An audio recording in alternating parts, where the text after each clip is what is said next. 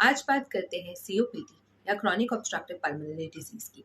ये उन लोगों में होता है जिन्होंने कई साल बीड़ी सिगरेट या हुक्का पिया होता है, या फिर उन फीमेल्स में जो चूल्हे पे खाना बनाती है। कई बार वर्क प्लेस पे डस्ट, स्मोक, फ्यूम्स के एक्सपोजर से भी ये बीमारी हो सकती है। इसके कॉमन सिम्टम्स होते हैं सांस फूलना, थोड़े से भी एक्सर्शन पे आपको सांस फूलने लगता है, खांसी होना जिसके साथ लेसदार सफ़ेद बलगम आना।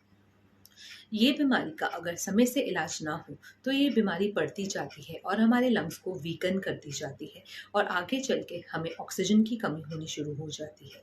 तो अगर आप स्मोकर हैं और आपको इनमें से कोई भी सिम्टम्स है तो मिलिए अपने पल्मोनोलॉजिस्ट से, जिसका आपका अब जल्दी से जल्दी इलाज शुरू हो सके, वरना ये बीमारी में आपका लंग फंक्शन दिन ब दिन गिरता ही चला जाता है। तो अगर आपको ये सिम्टम्स हैं, मिलिए पल्मोनोलॉजिस्ट से तुरंत। Stay safe.